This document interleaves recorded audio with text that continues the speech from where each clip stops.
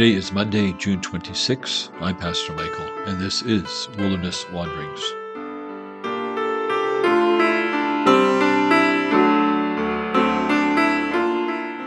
Our text comes from the book of Ezra.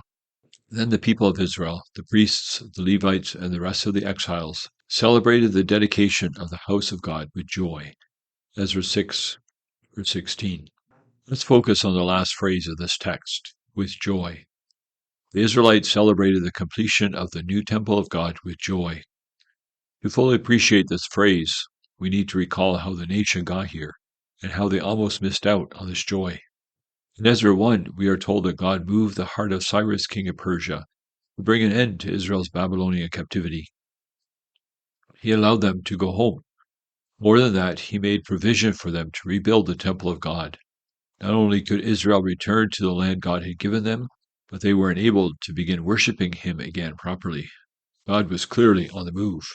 However, once they started rebuilding, their neighbors recognized that if this temple rebuilding project succeeded, it would not be good for said neighbors. Israel would increase and the neighbors would decrease. These neighbors recognized that Israel's success was in the hands of her God.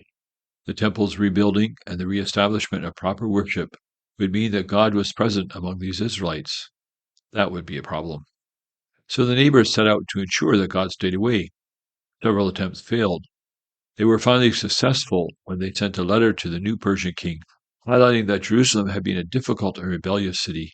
If the temple and city were rebuilt, it was bound to rebel again. An order was issued to halt the project. The rebuilding Israelites all went to their homes, focused on their own well-being, and God stayed away. Well, sort of. You see, God was at work moving the hearts of kings, and now he needed to move the hearts of his people. So he sent them two prophets, Haggai and Zechariah. Both of them have books included in the Bible which give details about how God moved his people back to the rebuilding project. Two things are worth highlighting from these books.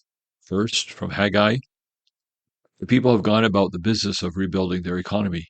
Despite their best efforts and their hard work, it isn't going so well.